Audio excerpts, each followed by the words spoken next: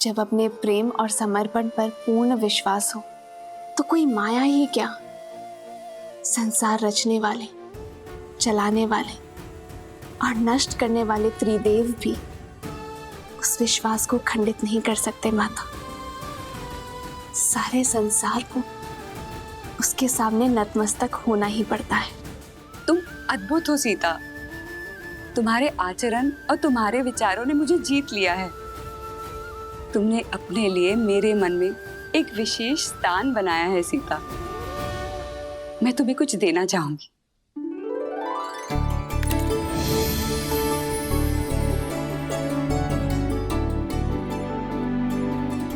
ये दिव्य आभूषण लो सीता। ये मैंने स्वयं देवताओं से प्राप्त किए हैं।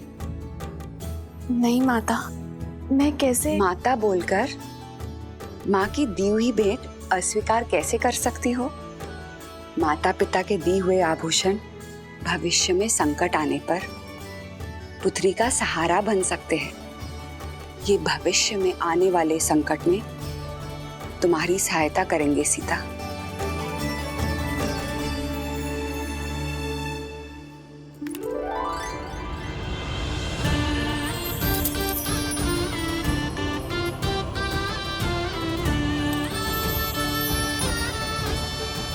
साक्षात देवी लक्ष्मी का अवतार लग रही हो।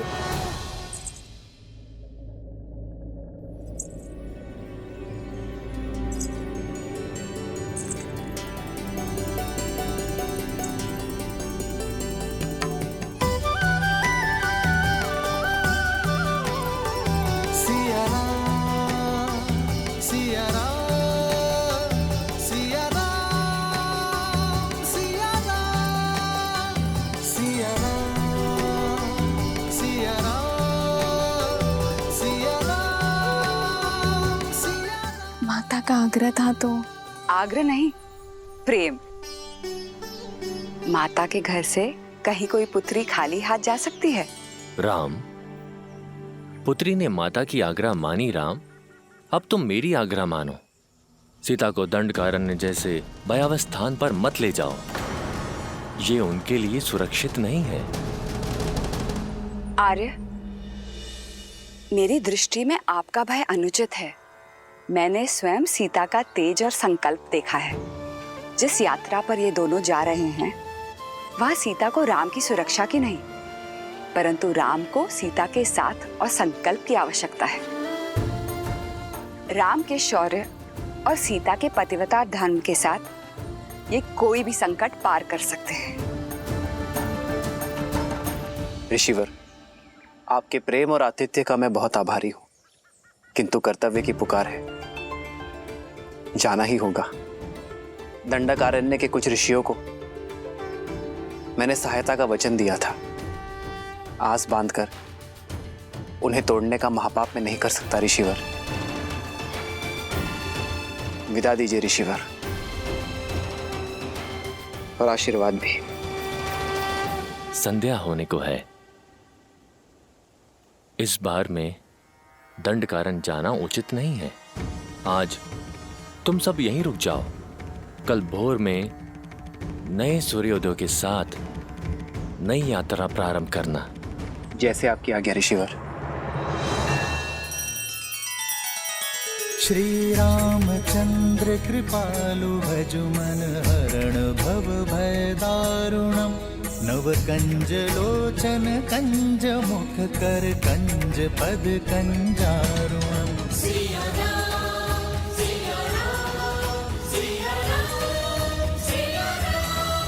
आदर्श और मर्यादा की है ये कथा महापावनम। काट मद श्री से मिला दे श्रीमद रामायणम। श्रीमद रामायणम।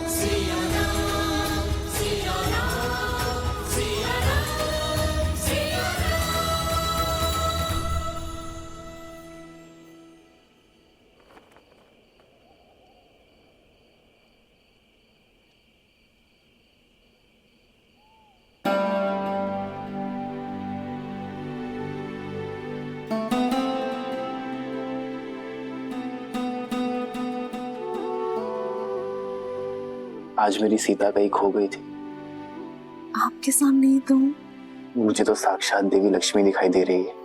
इतनी अद्भुत उपमा मत दीजिए आर्य। मैं केवल सीता हूँ, अपने वनवासी राम की साधारण पत्नी। तुम्हारी यही असाधारणता, तुम्हारा समर्पण तुम्हें असाधारण से परे बनाते हैं सीता। पवित्रता और सौंदर्य का संगम हो तुम। सच में तुम्हें पाना मेरा सौभाग्य है सीता।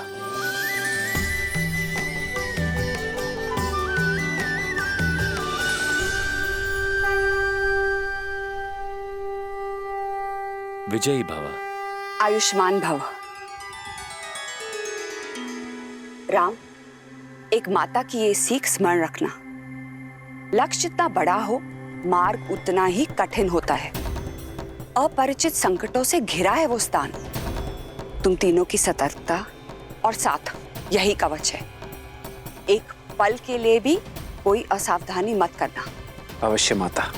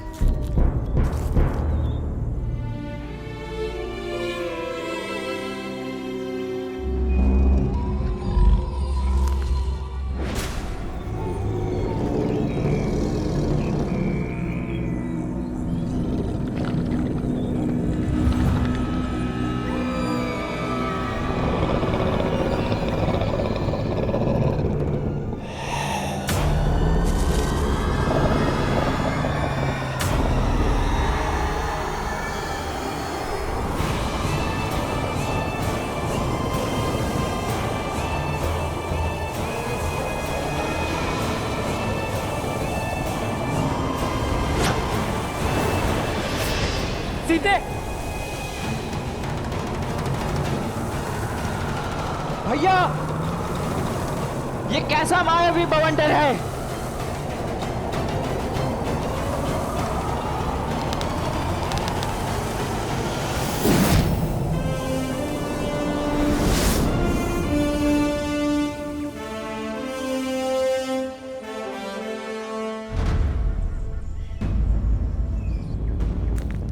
भैया वो देखिए,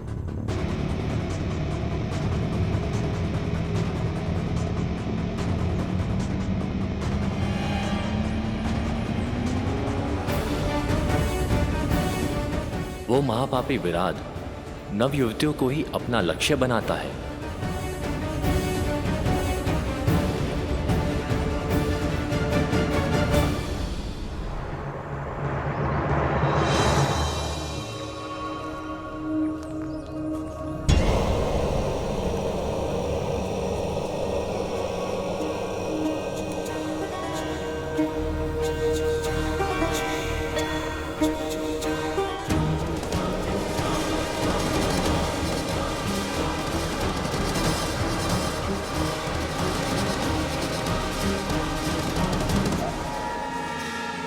घर की सेना के अंग विराट के आतंक से संपूर्ण दंडकारण्य दूषित है।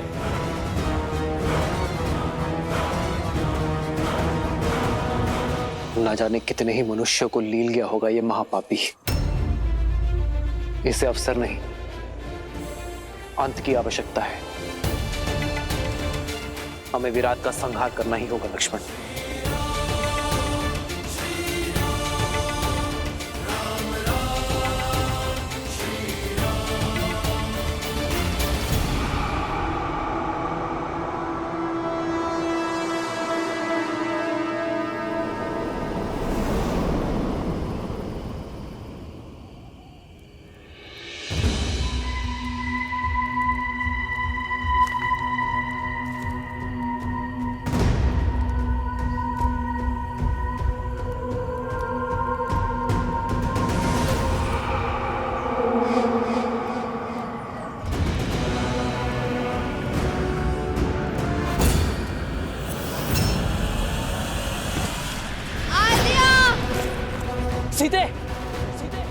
श्री राम, भैया लक्ष्मण रक्षा कीजिए।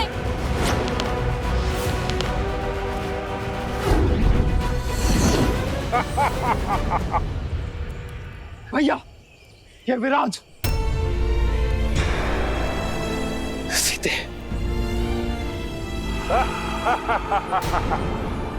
आद्या, भैया लक्ष्मण रक्षा कीजिए।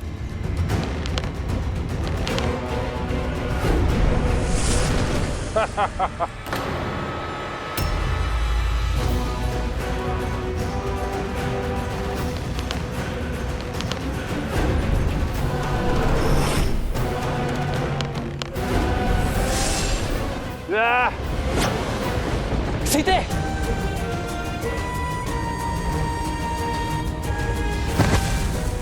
सीते, उठो सीते।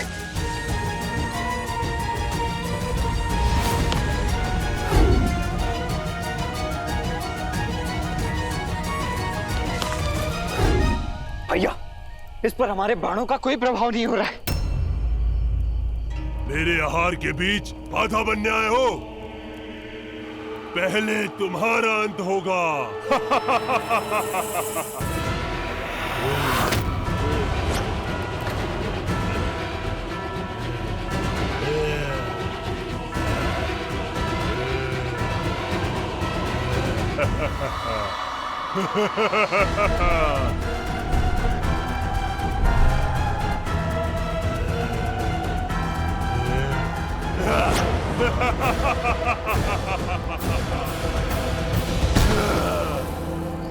बड़ा दुखदाई और कष्ट भरा अंत होगा तुम्हारा।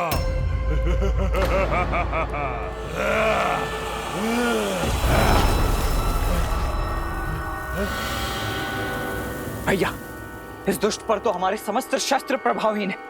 अब हम करें तो करें क्या? एक वीर का सबसे बड़ा शस्त्र स्वयं उसका बल होता है लक्ष्मण। लक्ष्मण, मल्ल युद्ध का प्रशिक्षण स्मरण है ना?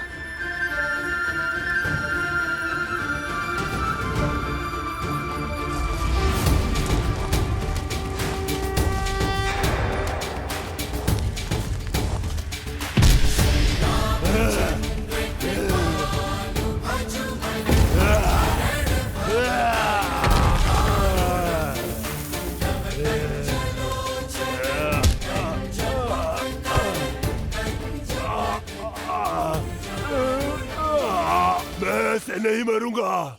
मुझे श्राप मिला है। मेरा मोक्ष ऐसे नहीं होगा। कोई लाभ नहीं है ये सब करने से।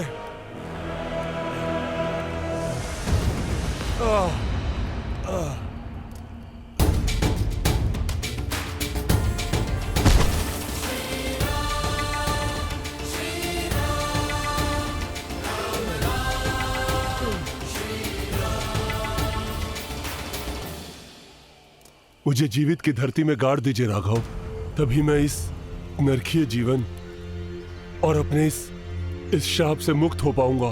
कैसा शाप मिला है तुम्हें विराट? अपना परिचय दो। मैं टुमरू हूं, एक गंधर्व जो श्राप के चलते इस राक्षस रूप में आ गया। काम के मध में चूर होके मैंने कुबेर की पुत्र वधू रंभा पर कुदृष्टि डाली थी। कुबेर की सभा में उसके पति के पास ले जाने के स्थान पर मैंने उसका अपहरण कर उससे विवाह करने का प्रयत्न किया, जिसके दंड के रूप में कुबेर ने मुझे स्त्रियों के अपहरण करने वाला राक्षस बनने का श्राप दिया। और मोक्ष का केवल एक ही मार्ग था, श्री राम, जो मेरा उद्धार करे। आपका कोई अस्त्र शस्त्र मुझ पर नहीं चल पाएगा, इसलिए हे प्रभु, मुझे जीवित ही गाड़ कर मुझे इस श्राप से मुक्ति दें। किंतु मैं ही क्यों? क्योंकि मेरे श्राप और इस पीड़ा का अंत केवल वही कर सकता है जिसने जीवन भर स्त्रियों का सम्मान किया हो, जिसने कभी किसी पर स्त्री पर कुदृष्टि न डाली हो। मैंने मोक्ष की इच्छा से न जाने कितने ऋषि मुनि और देवों के दरवाजे खटखटाए, किंतु सभी के मन में किसी न किसी पराई स्त्री के लिए काम अवश्य जागा था प्रभु। राघव, इस संसार में केवल आप हैं जो पवित्र हैं, इसलिए हे राम मेरी सहायता कीजिए, मुझे श्राप से मुक्ति दिलाइए। तुम्बुरु, तुम्हारा जीवन समस्त संसार के लिए एक सीख है। स्त्रियों के सम्मान, उनके आदर का पाठ पढ़ाने वाला अध्याय है। मुझे तुम पर दया आती है तुम्बुरु, और मैं तुम्हारी पीड़ा को भी समझता हूं। इसलिए मैं तुम्हें तुम्हारी मुक्ति में सहायता अवश्य करूंगा।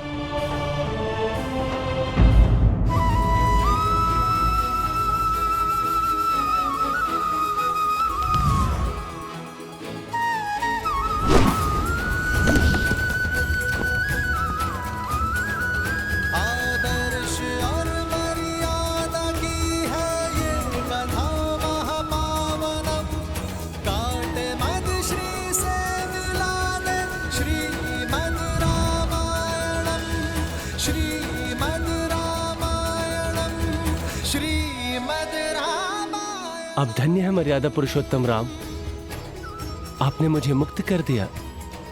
मैं एक गंधर्व हूँ, संगीत ही मेरा जीवन है और मेरा धर्म भी।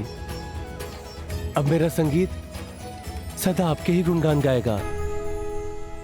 अब आप दक्षिण दिशा में पंचवटी की ओर प्रस्थान कीजिए, अगस्त ऋषि के आश्रम की ओर। दंडक में राक्षसों का आतंक है और राक्षसों का राजा है महाबली लंकेश रावण। रावण के अधर्म और उसके अत्याचारों की कोई सीमा नहीं है। इस दंडकारण्य में न जाने कितने मानव भक्षक छोड़ रखे हैं उसने। और इस राक्षसी सेना का प्रमुख है खर, जो रावण की छाया बनकर अपने भाई दूषण के साथ मिलकर अपने इस आतंक से धर्म और मर्यादा का गला घोट रहा है। अधर्म और पाप के इस जाल से बचने के लिए, धर्म और पुण्य की स्थापना के लिए प्रभु आपको ऋषि सरभंगा के मार्गदर्शन की आवश्यकता है। वही आपको ऋषि अगस्त तक पहुंचाएंगे। केवल ऋषि अगस्त ही हैं जो राक्षस राज और उनके अंत के ज्ञाता हैं। शीघ्र जाइए राम, ऋषि सरभंगा के जीवन की डोर को आपके दर्शनों की आस ने ही थाम रखा है। फिर तो हमें इसी क्षण निकलना होगा।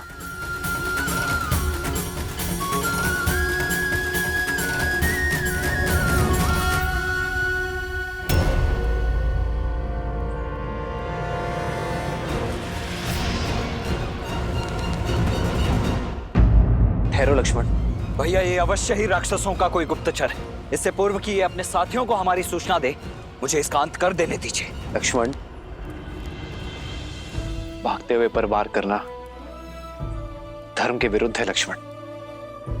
और फिर ये कैसे मान ली जाए कि वो गुप्तचर ही है? रघुकुल की मर्यादा और सम्मान उनके वंशजों के शौर्य में है लक्ष्मण, कुटिलता में नहीं। फिर तो हमें इसका पीछा करना चाहिए भैया। अब यही हमें खर तक ले जा सकता है। लक्ष्मण, हमारा उद्देश्य केवल खर का अंत नहीं, संपूर्ण राक्षस राज का अंत है। हमें ऋषि शरभंग के पास जाना चाहिए। उनका मार्गदर्शन हमारी प्रतीक्षा कर रहा है लक्ष्मण।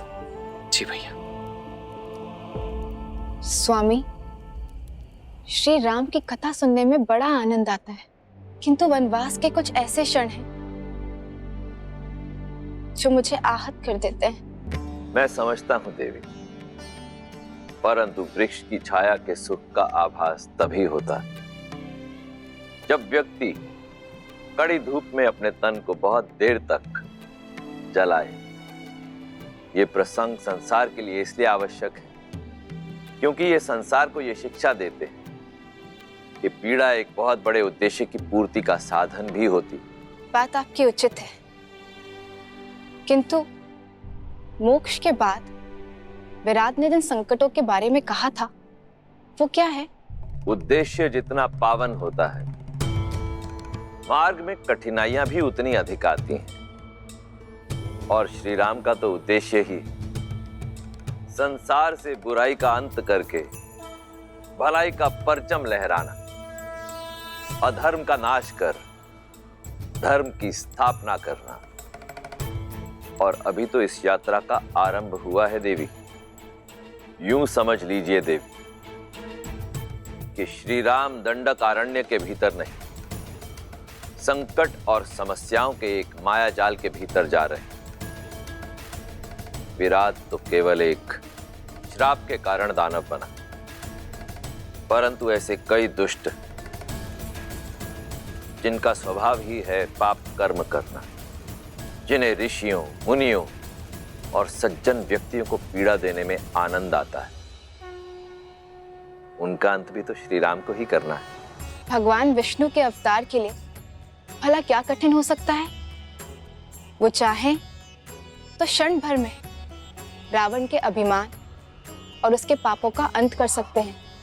देवी, यदि रावण की शक्तियां असीमित हैं, उसका सैन्य बल अतुलित है, तो सामने भी नारायण है जिनका तेज अलौकिक है, और उस तेज के सामने इस ब्रह्मांड में कोई टिक नहीं सकता।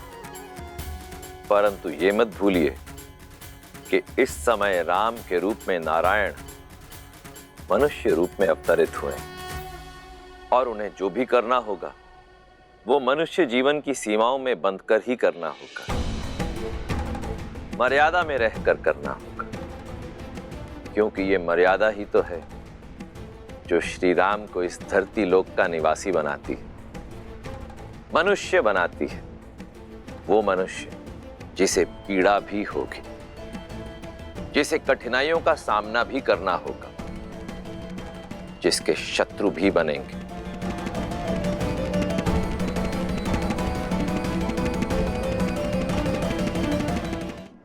देवी, इस समय राम के रूप में नारायण मनुष्य रूप में अवतरित हुए। वो मनुष्य जिसे पीड़ा भी होगी, जिसे कठिनाइयों का सामना भी करना होगा, जिसके शत्रु भी बनेंगे, और समय आने पर उन शत्रुओं से निपटने के लिए मित्रों की सहायता की आवश्यकता भी पड़ेगी। पर ऐसा कौन है जो श्री राम की सहायता कर पाने में सक्षम हो? मैं ही नारायण का दास, मैं ही उनका भक्त, मैं ही उनका मित्र, मैं ही उनका सखा। मेरा अंशावतार हनुमान श्री राम की सहायता के लिए वानर सेना को सज्ज कर रहा है। अपने गुरु सूर्य के मार्गदर्शन उनका नेतृत्व करने के लिए सज्ज हो रहा है। उन्हें केवल युद्ध कौशल और रणनीति का पाठ ही नहीं पढ़ा रहा, अपितु आध्यात्म और अनुशासन की शिक्षा भी दे रहा है। परंतु ये तो स्वयं हनुमान भी नहीं जानता कि किष्किंधा पर कितना गहरा संकट आने वाला है।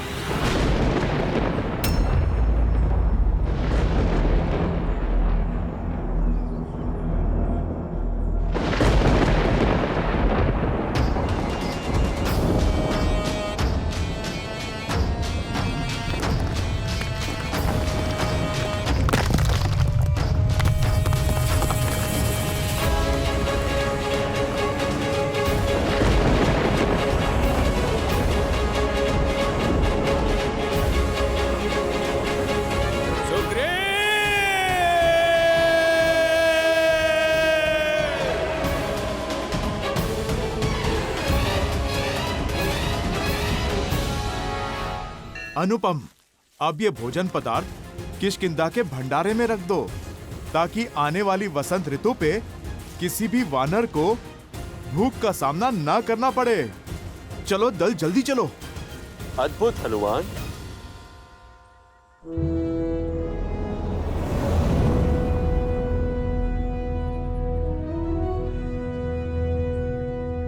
प्रणाम वानर राज सुग्रीव।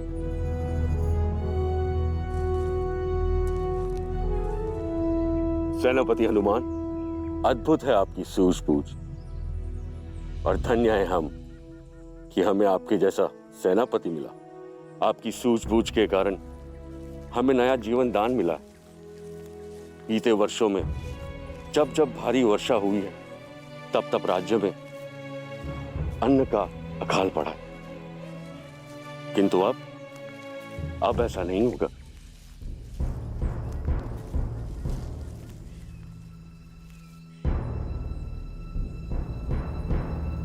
नदी का जल बहुत ही बढ़ा हुआ है। उस पार जाने के लिए जल का स्तर कम हो उसकी प्रतीक्षा करनी होगी। महाराज सुग्रीव, जो निराशावादी होते हैं वो परिस्थिति अनुकूल होने की प्रतीक्षा करते हैं। जो कर्म पे विश्वास करते हैं वो परिस्थितियों को अनुकूल कर लेते हैं। नल, नील,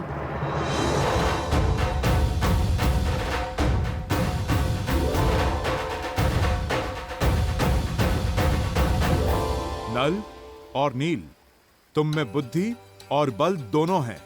मैंने देखा है तुम्हें वृक्ष की बेलों से वृक्षों के बीच सेतु बनाते हुए। तो चलो आज इस नदी पार हम सेतु बनाते हैं। जो आज्ञा सेनापति।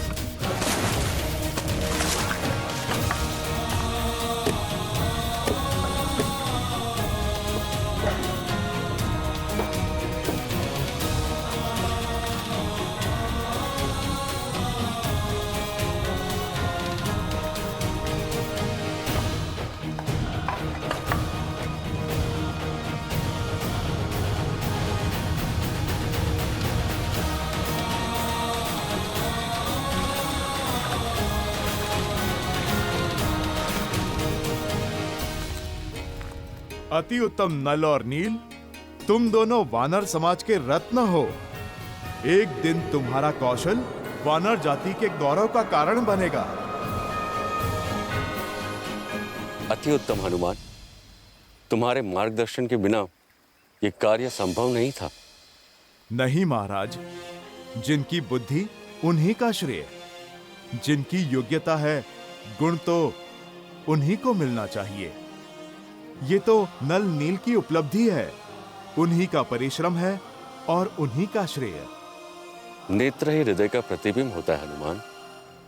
जितने ही स्वच्छ और सरल तुम्हारे नेत्र हैं, उतना ही स्वच्छ और कोमल तुम्हारा हृदय भी है।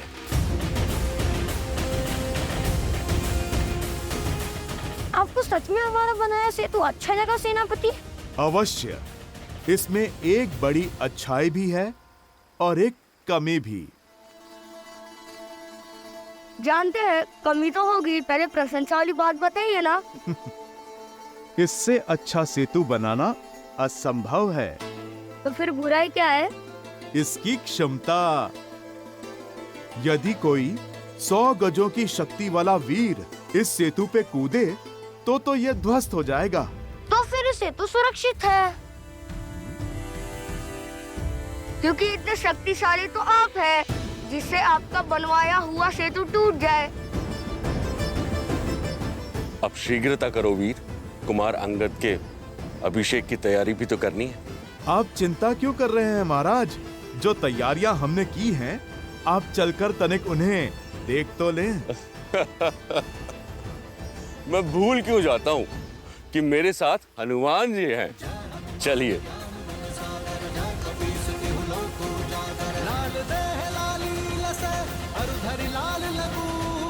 वज्र देह दानव तलत, जय जय जय कपीसूर।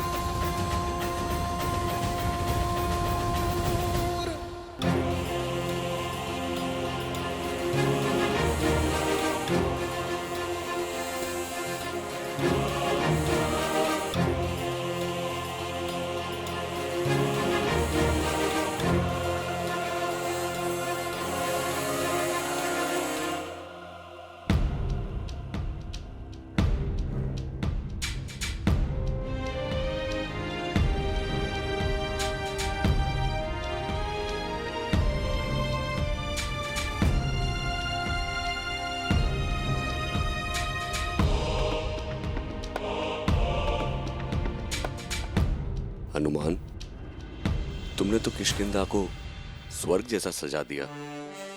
सब कुछ कितना सुंदर लग रहा है। स्वयं विश्वकर्मा भी इतनी सज्जा नहीं कर पाते।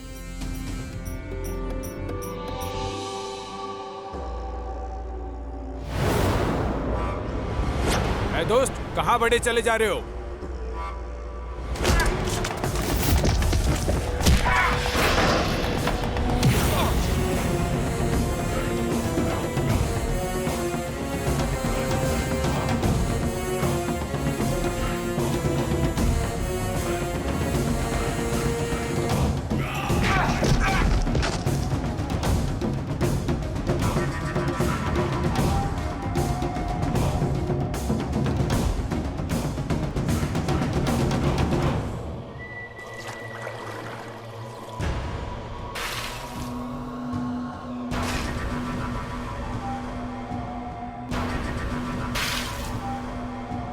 महाराज बाली, महाराज बाली।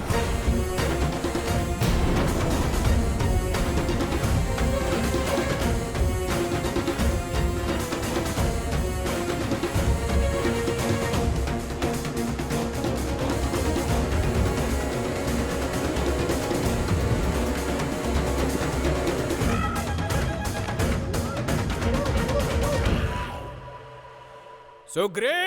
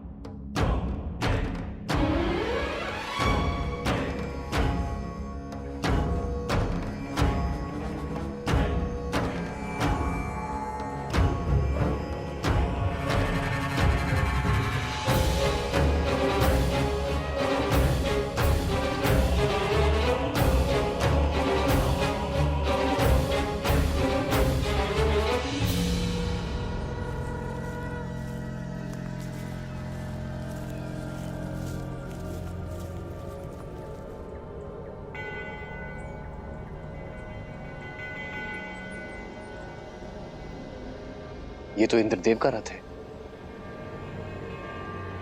वो अवश्य ऋषि शरभंगा को लेने आए होंगे। हमें शीघ्र ही चलना चाहिए। ऋषि शरभंगा से मिलना इतना महत्वपूर्ण क्यों है श्री राम के लिए? श्री राम के जीवन की एक अत्यंत महत्वपूर्ण कड़ी है ऋषि शरभंगा, जो वन में अपनी सांसों की डोर थामे श्री राम की प्रतीक्षा कर रहे हैं, ताकि उनसे भेंट होने पर उन्हें ऋषि अगस्त्य तक पहुंचाकर अपना कर्तव्य निभा सके। अद्भुत है ऋषि शरभंगा की कर्तव्य परायणता, जहां वो अपना कर्तव्य निभाने के लिए स्वयं देवराज इंद्र के स्वर्ग आने की मनुहार को भी कई बार ठुकरा चुके हैं।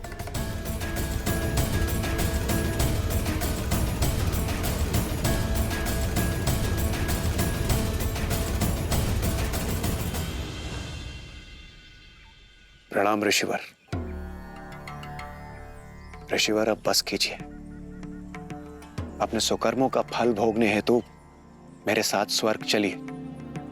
सदैव की तरह इस बार भी मैं आपके समक्ष अपने रथ के साथ उपस्थित हुआ हूं, और हर बार आप मुझे किसी तर्क में उलझाकर पुनः राम की प्रतीक्षा में जुट जाते हैं। जब मोक्ष का अवसर हो तो स्वर्ग का मोह निरर्थक है देवराज। मेरे जीवन का अंतिम उद्देश्य तो अपनी निर्जीव शरीर को श्री राम के चरणों में निछावर करना ही है, और श्री राम अवश्य आएंगे।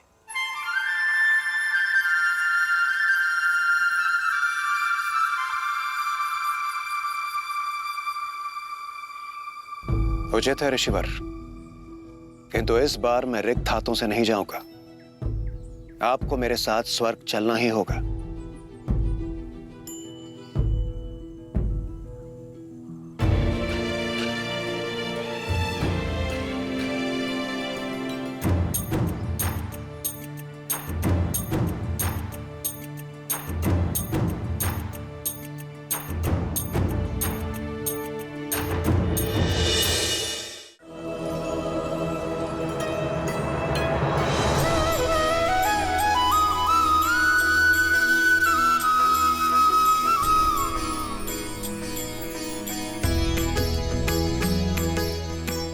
प्रणाम ऋषिवर।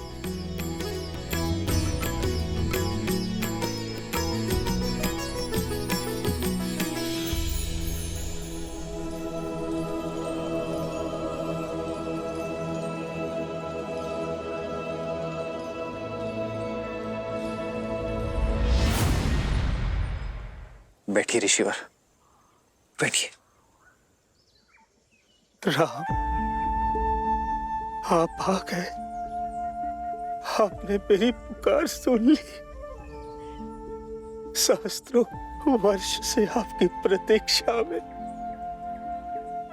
मर मर के जी रहा हूं।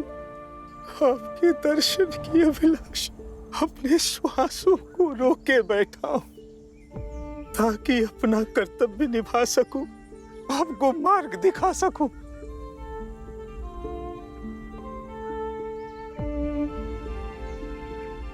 कर्तव्य के लिए आपका संघर्ष हमारे लिए प्रेरणा है ऋषिवर। आपका आशीर्वाद पाना हमारा सौभाग्य होगा। मृत्यु पाने से पहले आपके मार्गदर्शन का दायित्व मिला था। अब जिसे निभाकर शांति से मर सकता हूं। राम, अपने कर्तव्य, अपने उद्देश्य की पूर्ति के लिए आपको ऋषि अगस्त से मिलना होगा, किंतु उनसे मिलना इतना सरल नहीं। वो दंडकारण्य में किसी गुप्त स्थान पर रहते हैं, इस जग से, इस हिंसा से दूर। उनकी खोज के लिए सर्वप्रथम उस वृक्ष को खोजना होगा जिसका मुख मनुष्य जैसा है। वही उनका मार्ग बताएगा। ऋषि अगस्त्य वो दीप है जो रावण और उसके सेनापति घर के अंधकार को समाप्त करने का मार्ग प्रज्वलित कर सकते हैं। अब मुझे अपनी गोद में सर रखकर मोक्ष दीजिए प्रभु, मोक्ष दीजिए। बहुत थक चुका हूं।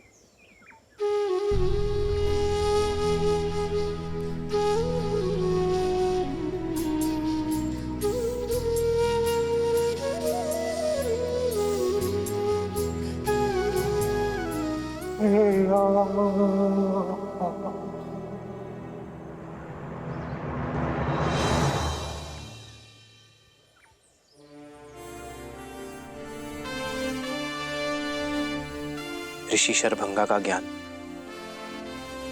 सदा हमारा मार्गदर्शन करता रहे। चलो लक्ष्मण, इनके अंतिम संस्कार की तैयारी करते हैं।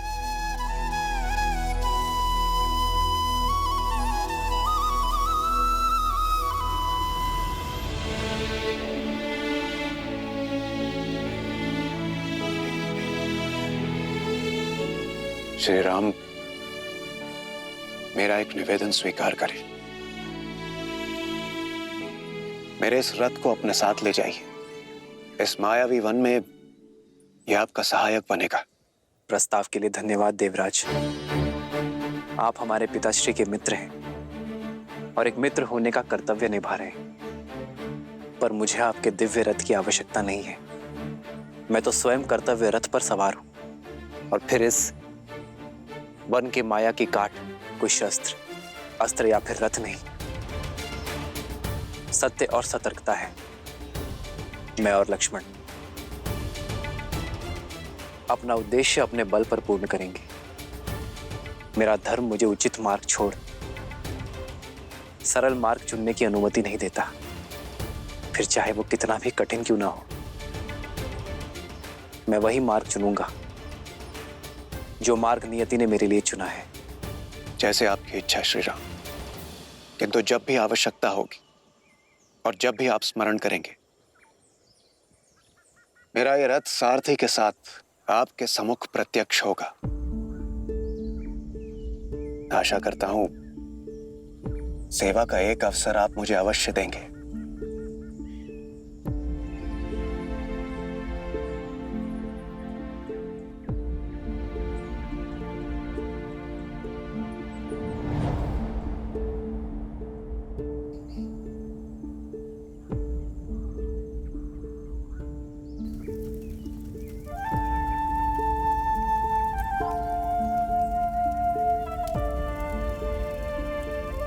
श्री राम, आपके जाने से पूर्व आपको कुछ दिखाना चाहता हूं।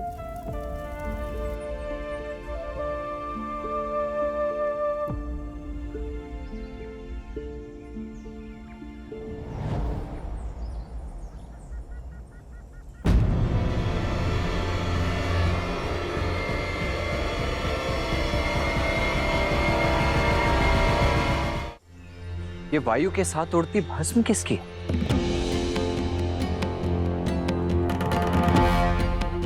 आइए आप स्वयं देख लीजिए।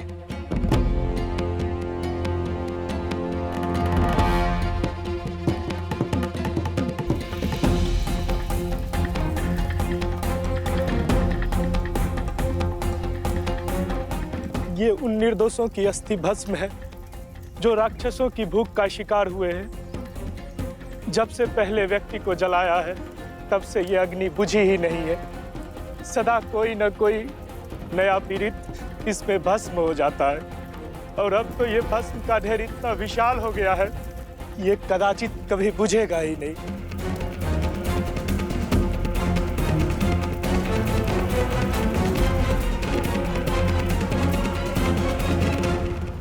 वचन है दशरथ नंदन राम का, इस वन को खर के प्रकोप से मुक्त करूंगा। इस वन में बसने वाले हर एक राक्षस का संहार करूंगा। दंडकारण्य में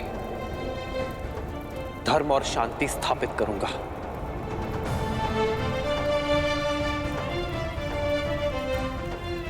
मैं सौगंध लेता हूं,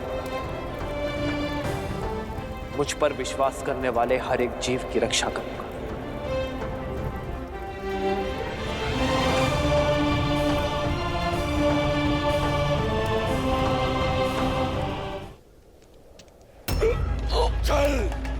छल किया है तूने मेरे साथ, समस्त वानर जाति के साथ। मैंने कोई छल नहीं किया बाली भैया। झूठ!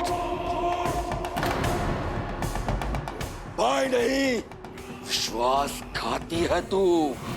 जानबूझकर मुझे उस गुफा में लेके गए, मेरा साथ देने का ढोंग किया तूने, जबकि तुझे पता था कि वो राक्षस वहां पे मेरी प्रतीक्षा कर रहा है। नहीं भैया, मुझे उस राक्षस के षड्यंत्र के बारे में कोई भनक नहीं थी। फिर से झूठ! बार बार तेरे झूठ बोलने से तेरी कुटिलता छिप नहीं जाएगी कायर। गुफा पर शीला लगाया, यदि मैं उस राक्षस से जीत भी जाऊं तो मैं बाहर ना आ सकूं। बस महाराज बाली, बहुत हुआ आरोप प्रत्यारोप।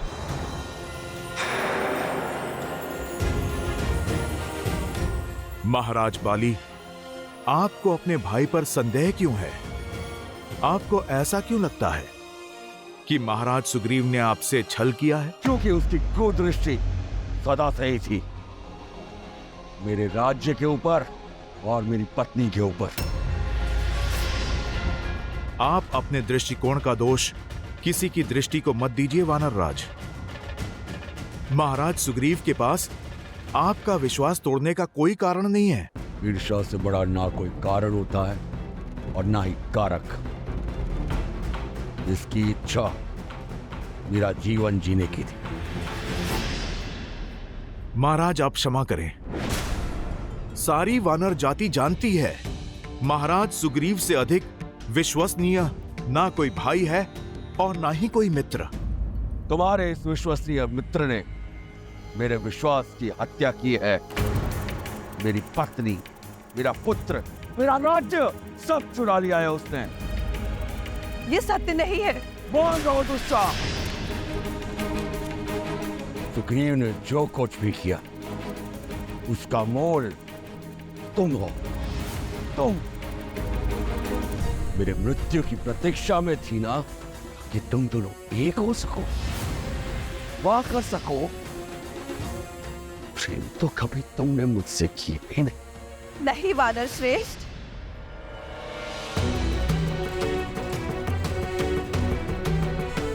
आप ही तो कहते थे कि यदि आपको कुछ हो जाए तो सुग्रीव मेरी और अंगद की रक्षा करेंगे।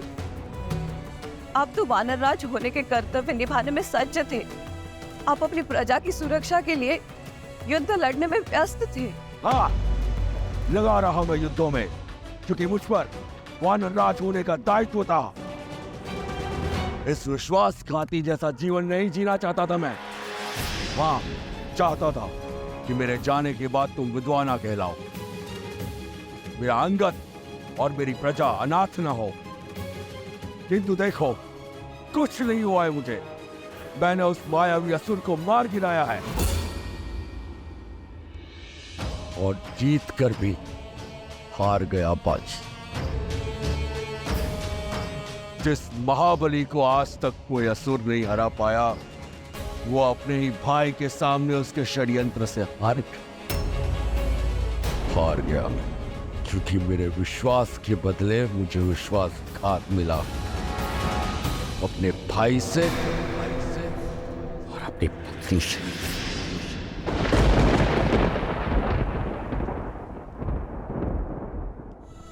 महाराज बाली, आपको क्रोध शोभा नहीं देता। आपके बल के आगे सारा संसार नतमस्तक है। आप तो महान योद्धा हैं। अपने बल को सत्यापित करने के लिए मुझे तुम्हारे समर्थन की आवश्यकता नहीं हनुमान। यदि यहाँ किसी को मेरी शक्ति पर संदेह है तो आ जाए युद्ध भूमि में। महाराज बाली, मार्ग तो संवाद से भी खोजा जा सकता है। तुच्छ वानर, ये मेरे परिवार का निजी प्रकरण है, तुम बीच में मत बोलो।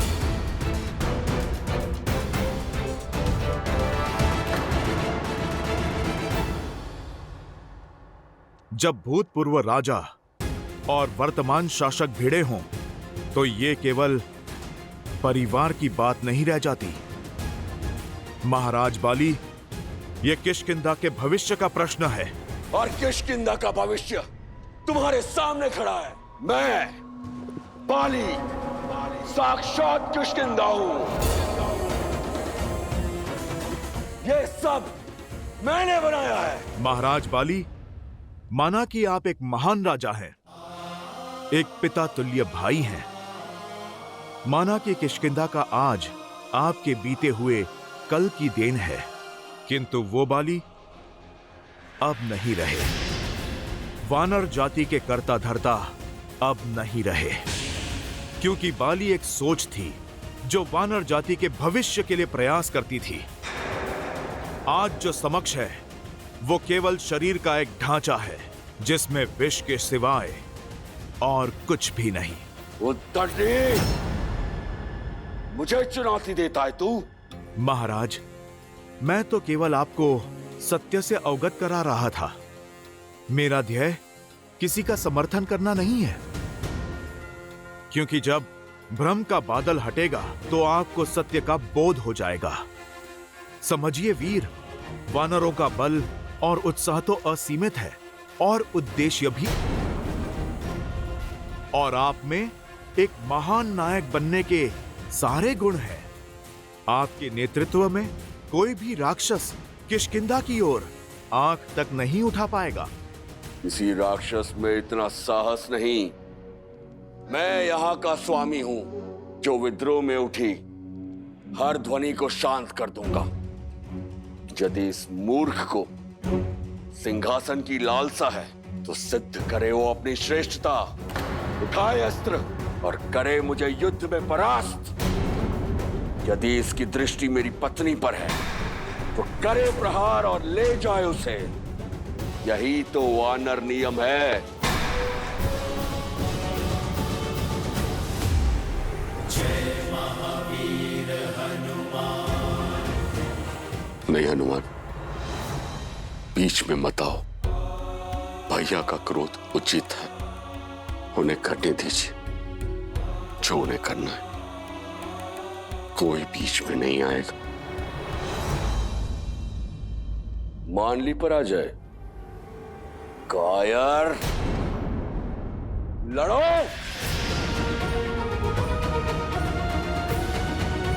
नहीं,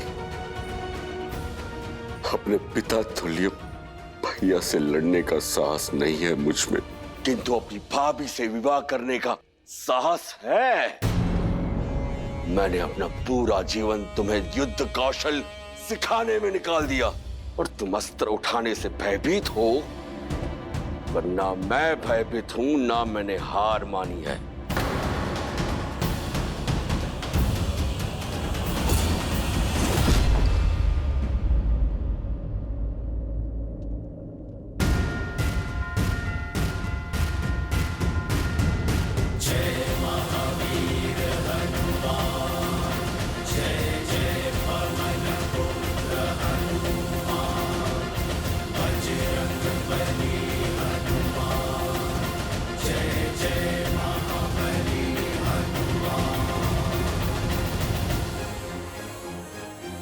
हनुमान, तुम भी मुझे चुनौती देना चाहते हो? क्या तुम्हें भी मेरा ये सिंहासन और मेरी पत्नी चाहिए? बस महाराज,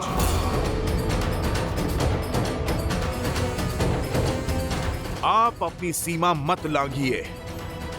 ब्रह्मचारी हूं मैं। मुझे ना आपकी पत्नी की चाह है और ना इस सिंहासन की। मेरा उद्देश्य बहुत बड़ा है। यहां मैं केवल कर्तव्य पालन के लिए हूं, सुग्रीव के लिए, वानर जाति के लिए।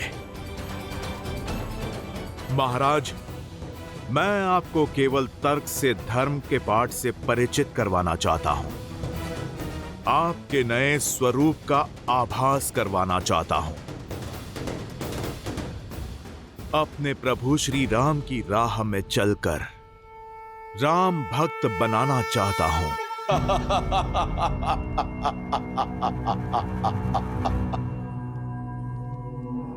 कौन राम?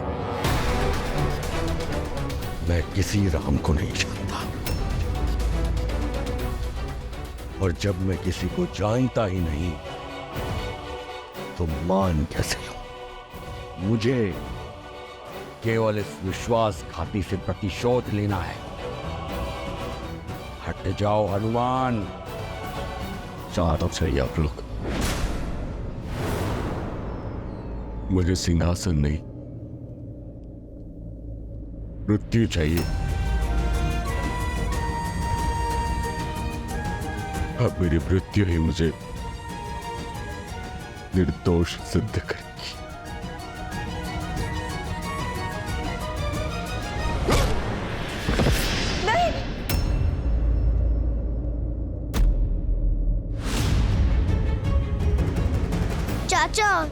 चाचा, चाचा श्री उठिए। चाचा श्री उठिए ना। अंगद, तुम भी इसके साथ हो? दूर हटो इस विश्वासघाती से।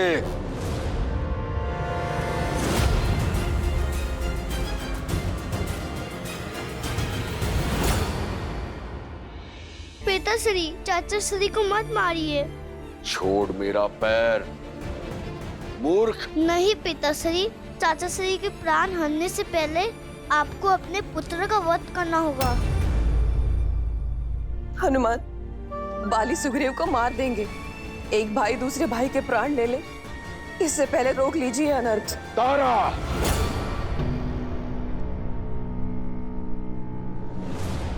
बाली, मैं अवसर दे रहा हूं ताकि तुम्हें सोचने का अवसर मिल सके।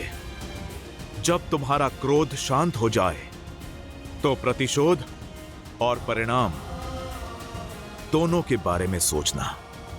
अपने अभिमान की अग्नि में वानर जाति का उज्जवल भविष्य बनने के अवसर की आहुति मत देना।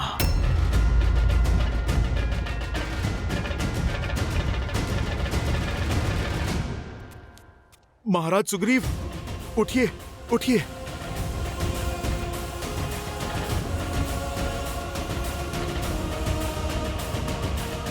जाने दे रहा हूं तुम दोनों को, क्योंकि मैं अपने अंगद के सामने तुम्हारे प्राण नहीं हरना चाहता, परंतु प्राण दान नहीं दिया है मैंने। चाहे जहां भी छुप जाओ, तुम्हारा राम भी पाली के प्रकोप से नहीं बचा पाएगा तुम्हें।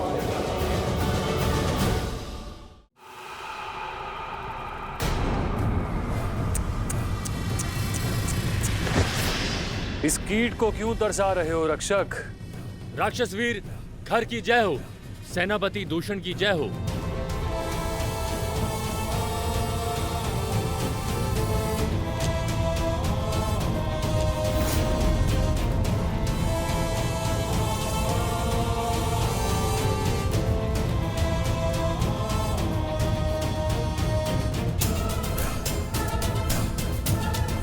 महाराज, ये उदंडी महल में घुसने का प्रयास कर रहा था, मैंने धर दबोचा।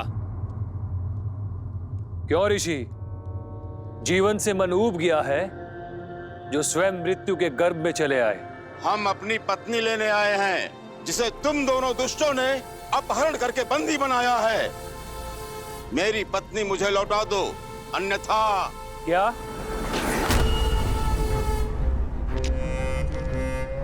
फिर से कहना। आनंद आ गया, पहली बार किसी से चेतावनी मिली है, कानों में अमृत सा घुल गया। ए ऋषि, एक बार फिर से चेतावनी देना। वैसे तुम किस स्त्री की बात कर रहे हो? दूषण, तुम्हें कुछ पता है? कैसे पता होगा खर? हमने तो अनगिनत स्त्रियों का अपहरण किया है, इतनी स्त्रियों को भोगा है कि अब तो गिनती भी स्मरण नहीं। एक क्षण, पिछले सप्ताह एक ऋषि पत्नी को लाया गया था, अद्वितीय सुंदरी। कदाचित ये ऋषि उसी का पति है।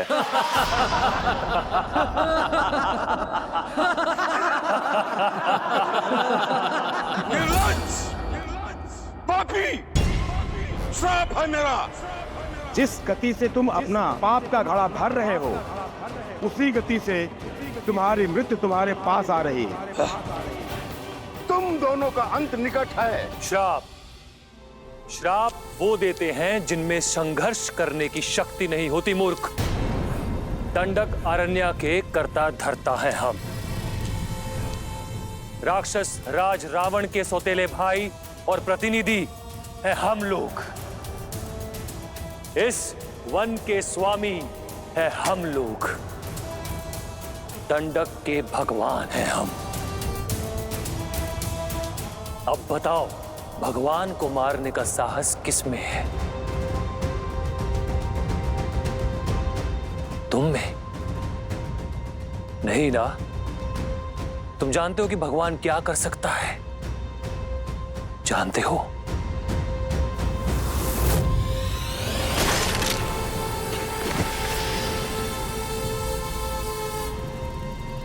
चेतावनी देता तो जीवित रहता। इसे हर दिन बुलाकर इसकी चेतावनी सुनते, आनंद आता, मनोरंजन होता। श्राप देकर सारा आनंद भंग कर दिया। ये शव हटाओ।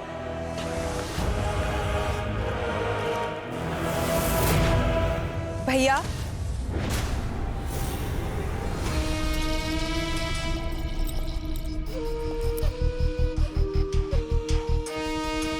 शूर्पणखा,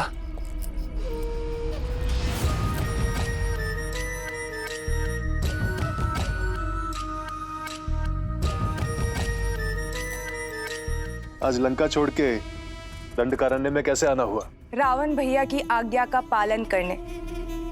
उन्होंने आप दोनों के साथ रहने की आज्ञा दी है और अपना मन चाहा वर ढूंढने की अनुमति देकर भेजा है। भैया, आप दोनों मेरी सहायता करेंगे ना? निसंदेह लंकेश की आज्ञा का पालन अवश्य होगा, क्योंकि हमारी नीति के अनुसार इस वन में पग धरने वाली प्रत्येक स्त्री हमारी संपत्ति होती है और सभी पुरुष मेरे खिलौने। भय, अधर्म और संहार ही राक्षस राज है। महाराज कर, महाराज कर, महाराज राक्षस राज संकट में है। क्या हुआ? महाराज कर, विराट, विराट मारा गया।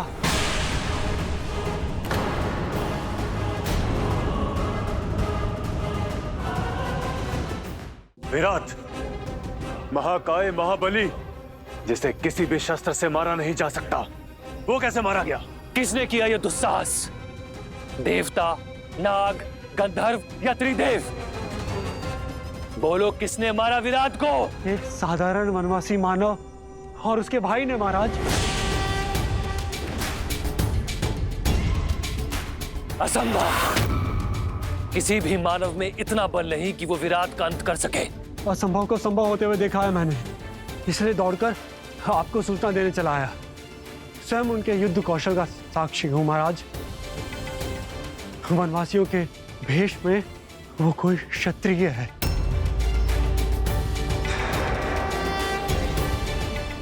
महाराज, दो भाई हैं वो, राम और लक्ष्मण, और उनके साथ एक सुंदरी भी है। 3 मनुष्य दंडक आरण्य में उन्मुक्त घूम रहे। साहसी वनवासी, उसका भाई और पत्नी भी।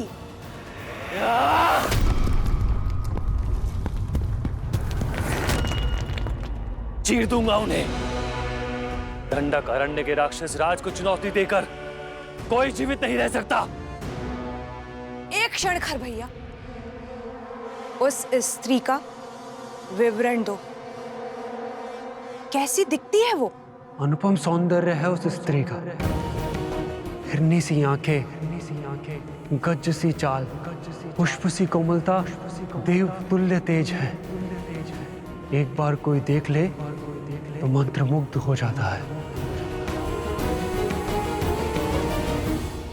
ऐसी सुंदरी तो संपूर्ण संसार में केवल एक ही है। मिथिला की राजकुमारी सीता।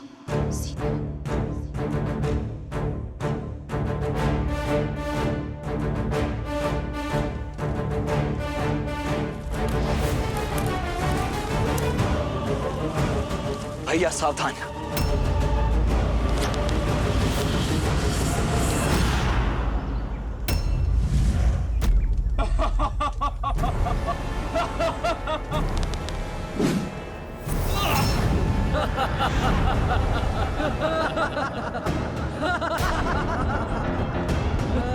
लक्ष्मण, यज्ञ भंग नहीं होना चाहिए। जी भैया।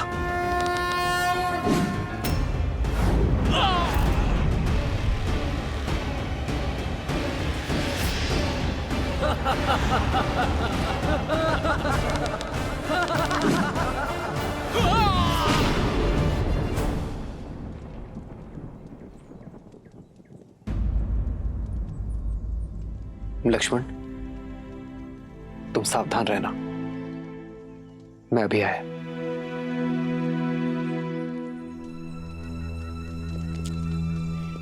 क्या हुआ सीते? कुछ नहीं आ रहा। एक पति और पत्नी के बीच रहस्य कब से रहने लगे? ऐसी कोई बात नहीं यार।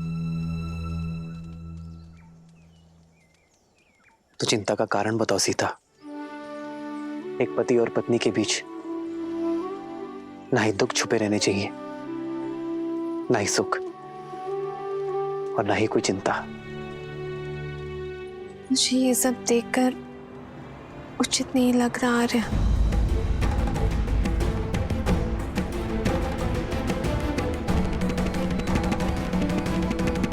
महाराज को। महाराज, दो भाई हैं वो, राम और लक्ष्मण, और उनके साथ एक सुंदरी भी है। अनुपम सौंदर्य है उस स्त्री का, हिरनी सी आंखें, गज सी चाल, पुष्प सी कोमलता, देव तुल्य तेज है। ऐसी सुंदरी तो संपूर्ण संसार में केवल एक ही है, मिथिला की राजकुमारी सीता। सीता? यदि सुंदरी है तो विलंब कैसा? अभी उसे विधवा करके अपने महल में ले आता हूं। इतनी भी क्या शीघ्रता है भैया? मुझे लगता है कि उन पर कोई भी प्रहार करने से अधिक श्रेष्ठ होगा कि हमें रावण भैया को इस विषय में सूचित करना चाहिए। मुझे पूर्ण विश्वास है कि इस सूचना से भैया को विश्व विजय सी प्रसन्नता मिलेगी।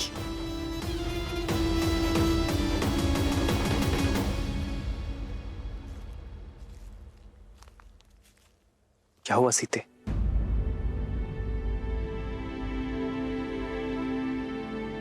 कुछ नहीं आ रहा। एक पति और पत्नी के बीच ना ही दुख छुपे रहने चाहिए, ना ही सुख, और ना ही कोई चिंता। मुझे ये सब देखकर उचित नहीं लग रहा है। और हिंसा तो सबसे बड़ा धर्म है ना, फिर धर्म के पथ पर चलने वाले हिंसा का पालन कैसे कर सकते हैं? आर्य, उचित कहा तुमने सीते। अहिंसा से बड़ा कोई धर्म नहीं है, किंतु कई बार शांति पाने के लिए युद्ध करना आवश्यक हो जाता है सीते। और हिंसा तो हम हर क्षण करते हैं। हम जब श्वास लेते हैं तो न जाने कितने सूक्ष्म जीव मारे जाते हैं। हम जब धरा पर चलते हैं तो न जाने कितनी वनस्पति, कितने कीट कुचले जाते हैं। श्वास लेना एक व्यवस्था है सीता, और व्यवस्था को स्थापित करने के लिए की गई कठोरता हिंसा नहीं होती। किसी निर्दोष पक्षी के प्राण लेना हिंसा है, किंतु किसी निर्भक्षी का संहार करना, उसका अंत करना धर्म की स्थापना है। हम उनका नाश कर रहे हैं जो संसार में अव्यवस्था फैलाना चाहते हैं। आपका कथन उचित है आर्य, किंतु फिर भी इतने सारे प्राणों की बलि देखकर मन अशांत होता है आर्य। जानता हूं सीता, ये सरल नहीं है, किंतु आवश्यक है। इन राक्षसों का नाश ही संसार का उद्धार करेगा, जग में शांति स्थापित करेगा, और निर्बलों की सुरक्षा के लिए शस्त्र उठाना होगा। किंतु हमें अपने कर्मों का फल भी तो भोगना होगा ना? अवश्य भोगना होगा। हमारे जीवन में अनेक कठिनाइयां आएंगी, किंतु यह यात्रा बलिदान की यात्रा है। अपने परिवार के लिए एक व्यक्ति का बलिदान देने में कोई बुराई नहीं है। वैसे ही गांव के लिए परिवार का बलिदान, राष्ट्र के लिए गांव का बलिदान, संसार के लिए राष्ट्र का बलिदान, और धर्म के लिए संसार का बलिदान। तो बताओ सीता, तुम मेरा साथ दोगी?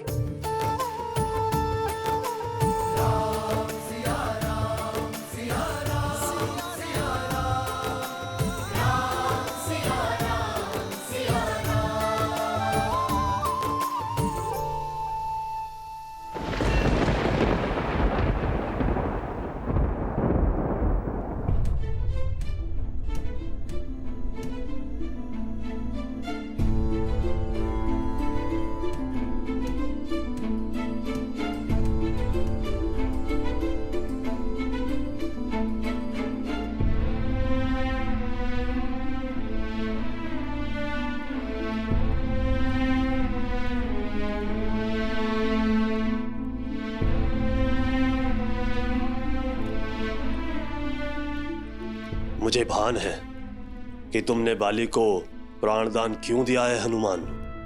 वानरों की नियति से अनभिज्ञ नहीं हूं मैं। जामवंत जी, बाली कभी बुरा नहीं था, पर क्रोध ने उसकी बुद्धि भ्रष्ट कर दी। सुग्रीव बाली विवाद में मैं वानरों की शक्ति की हार स्वीकार नहीं कर सकता था, इसलिए मुझे हस्तक्षेप करना पड़ा। मुझे आशा है कि बाली अपना अभिमान त्याग महाराज सुग्रीव को अपना ले, तो वानरों की सफलता का उदय हो जाए। पर तुम्हारी आशा टूटती दिखती है मुझे। बाली हमारा साथ कभी नहीं देगा। भ्रम के मेघों से यदि अपमान का चक्रवात मिल जाए तो विनाश कोई नहीं रोक सकता हनुमान। बाली का अभिमान ही उसके अंत का कारण बनेगा। भैया, बाली भैया,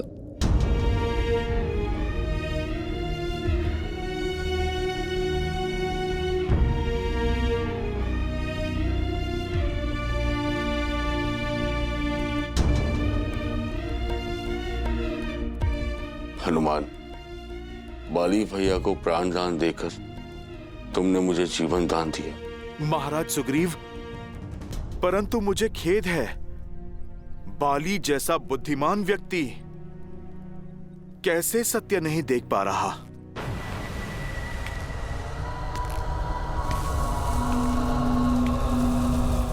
बाली आ रहा है सुग्रीव, और वो तुमसे अपना प्रतिशोध लेगा। भैया, बाली भैया, उस ओर।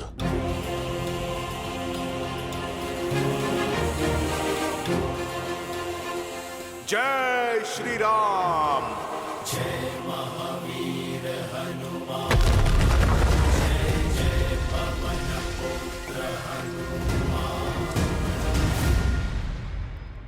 यहां से ऋष्यमुख पर्वत चले जाओ। ऋषि मतंग के श्राप के कारण बाली वहां पर प्रवेश नहीं कर सकता। सुग्रीव वहां पर सुरक्षित रहेगा। चलिए महाराज।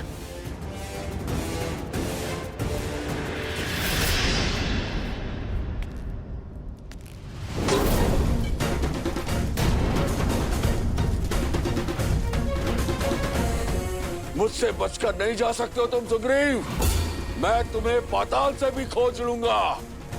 ऋषिमुख पर्वत पर पहुंचने से ही पहले मार दूंगा मैं तुझे।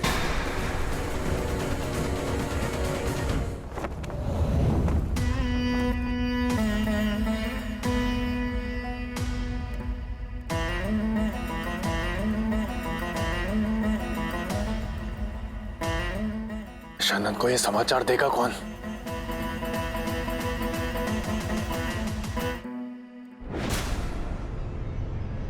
भाई की गंध मुझसे छुपती नहीं कर।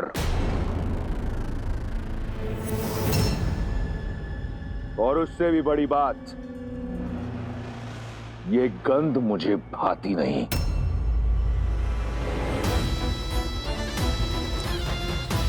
मैंने अपने सौतेले भाइयों को दंडक का शासन सौंपा, ये सोचकर कि वो वहां अपने भाई का साम्राज्य स्थापित करेंगे। इसलिए नहीं कि वो इस तरह भयभीत होकर मेरे समक्ष खड़े हों। तुम्हारे झुके हुए नेत्र इस साफ बताते हैं कि तुम्हारा भय, तुम्हारी व्याकुलता उचित भी है और आवश्यक भी, परंतु स्मरण रहे, आज मेरे कान किसी भी प्रकार की बुरी सूचना सुनने को सज्ज नहीं।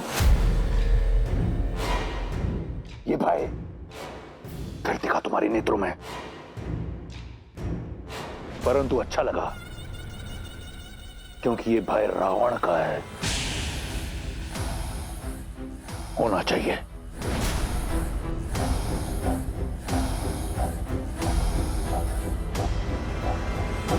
भयदान दिया तुम्हें, बोलो। भैया, लंकेश विराट महाराज आ चुका है। विराट रावण नहीं, काल जिसके वश में हो। परंतु लंकेश, विराट का संहार एक वनवासी मनुष्य के हाथों हुआ है। किंतु वो एक साधारण व्यक्ति नहीं है। अयोध्या नरेश दशरथ के पुत्र राम और लक्ष्मण है, और उनके साथ एक सुंदरी भी है, राम की पत्नी मिथिला कुमारी सीता।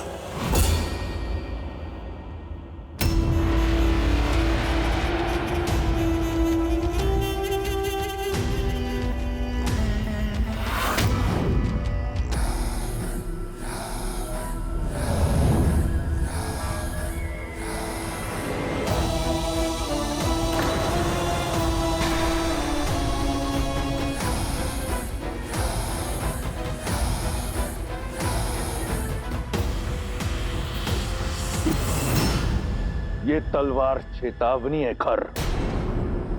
वन का दायित्व तुम्हारा है, तो उसमें उपजी समस्या मेरी क्यों? यहां बालकों की भांति भिक्षा मत मांगो, वीरों की भांति लड़ो और मार दो उन वनवासियों को। जी लंकेश, भय केवल इस आभास का था कि एक साधारण मनुष्य विराट जैसे राक्षस का संहार कैसे कर सकता है। भविष्य में समस्या नहीं, समाधान लेकर मेरे समक्ष आना, अन्यथा अब जाओ यहां से। और अगली बार अपनी समस्या का पिटारा खोलने से पहले स्वयं का शीश धड़ से अलग कर लेना, पीड़ा कम होगी।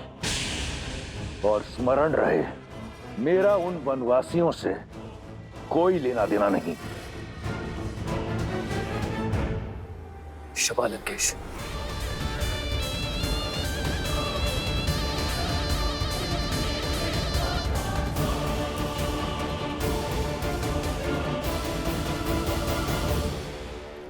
नहीं स्वामी, ऐसा मत कीजिए। क्यों ना करूं? उसने मेरे स्वाभिमान को ठेस पहुंचाई है। मुझे नीचा दिखाने के लिए उसने तुम्हें अपनी पत्नी बनाया। अब प्रतिशोध का एक ही मार्ग है, रूमा से विवाह। ऐसा अनर्थ मत कीजिए स्वामी। क्यों? क्यों ना करूं? वो करे तो नियम, और मैं करूं तो अनर्थ। जो नियम सुग्रीव पर लागू होता है, तुम पर लागू होता है, वो मुझ पर क्यों नहीं? क्योंकि सुग्रीव ने आप ही के आदेशानुसार उस गुफा के मुख पर चट्टान रखी थी। आप ही के आदेश पर उसने किष्किंधा को संभाला था। और स्वामी, आपने तो रूमा को पुत्री समान प्रेम दिया है, तो अब क्यों प्रतिशोध की आग में आप अपना सम्मान, अपना गौरव और अपने धर्म को भस्म कर रहे हैं? क्यों अधर्म करके नर्क के भागी बन रहे स्वामी? चट्टान तब रखनी थी जब मेरी मृत्यु हो जाती, तब। लेकिन रक्त बहकर बाहर आया था। वो रक्त नहीं था। वो उस मायावी की माया भी तो हो सकती थी ना। सुग्रीव की चाल भी तो हो सकती है। नहीं चाहिए मुझे धर्म, नहीं चाहिए मुझे स्वर्ग, और ना ही मोक्ष। यहाँ राज शक्ति और युक्ति से होता है, और ये दोनों ही अपार है मेरे पास। इसीलिए राज भी मेरा होगा और रूमा भी। सुग्रीव को मूल्य तो चुकाना ही होगा। सैनिकों, रूमा को मेरे समक्ष प्रस्तुत करो। रुक जाइए स्वामी, अंगद के विषय में तो सोचिए। वो भी बालक है, उस पर क्या प्रभाव पड़ेगा? उसके लिए यह प्रशिक्षण होगा। वो भी तो देखे कि वानर राज कैसे बना जाता है।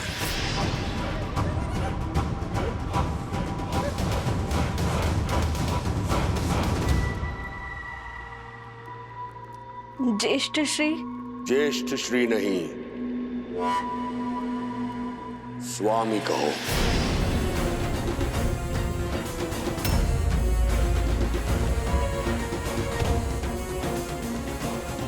आज से तुम मेरी पत्नी हो।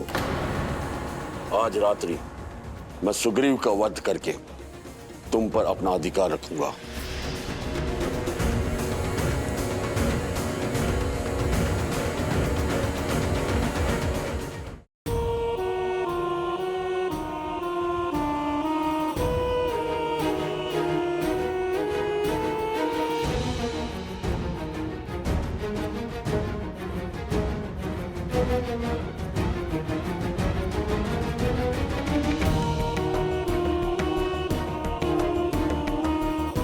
जो तुम्हारा नहीं है उसे पाने की लालसा छोड़कर जो है उसी में संतुष्ट रहना सीखो।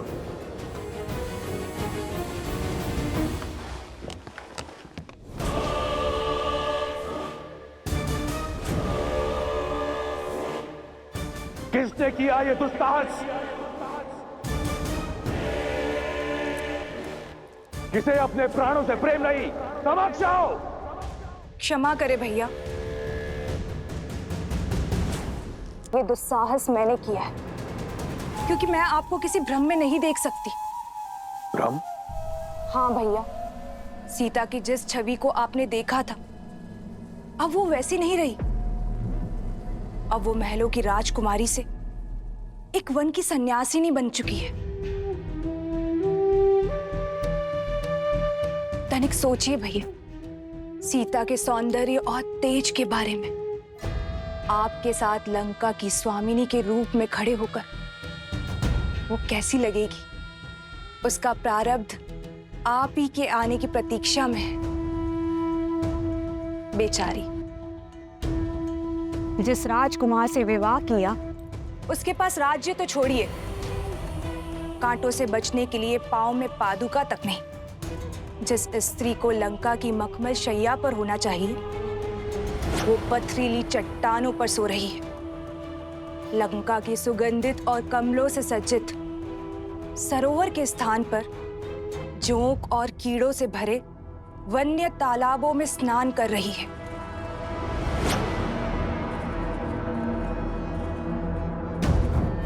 सीता लंका के लिए बनी है और लंका सीता के लिए। ये शब्दों का खेल मेरे साथ मत खेलो। मैंने तुमसे परामर्श नहीं मांगा, आदेश दिया था दंडक में निवास करने का।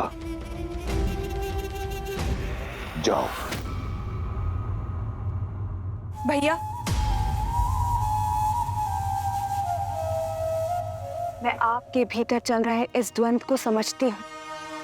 चाहे वर्षों लग जाए, उस घने विशाल दंडक वन में मैं खोजूंगी सीता को। आपके समक्ष तभी आऊंगी जब उन दोनों भाइयों के अंत का कारण बनूंगी। न राम, न लक्ष्मण और न ही कोई ऋषि साथी, कोई भी रावण की बहन के इस प्रकोप से बच नहीं पाएगा। सीता पर केवल मेरे भाई लंकेश का अधिकार होगा।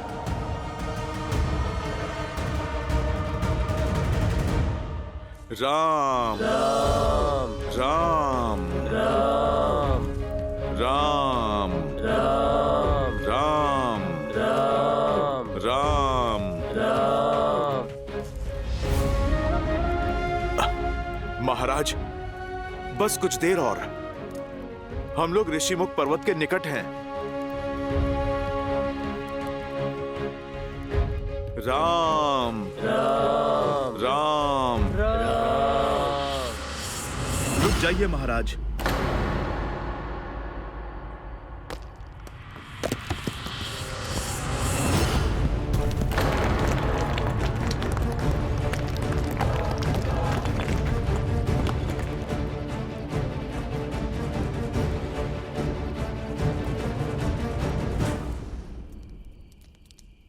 महाराज, आप चलिए।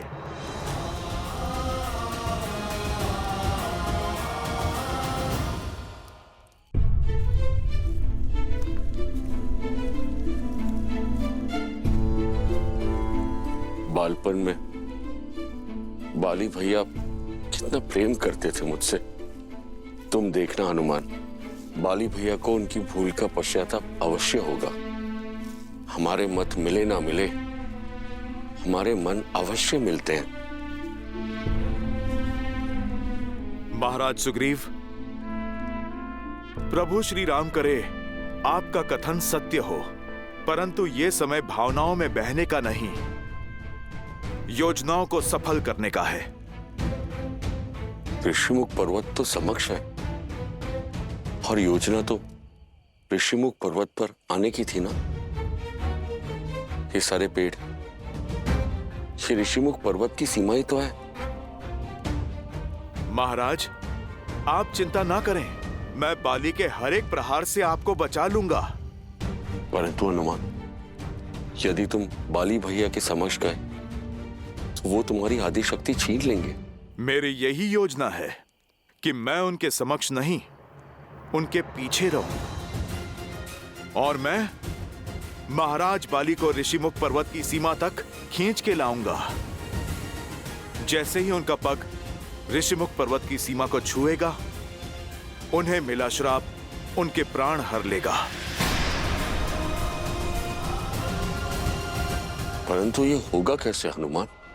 और भैया के प्राण? महाराज सुग्रीव, यदि जीवित रहना है तो आप मुझ पर विश्वास कीजिए।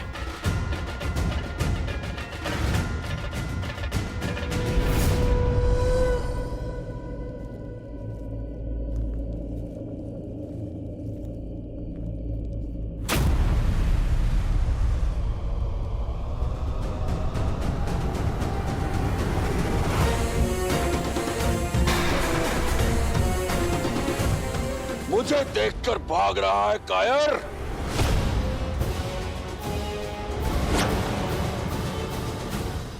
प्राण जाए फिर भी मैं आपसे युद्ध नहीं करूंगा भैया।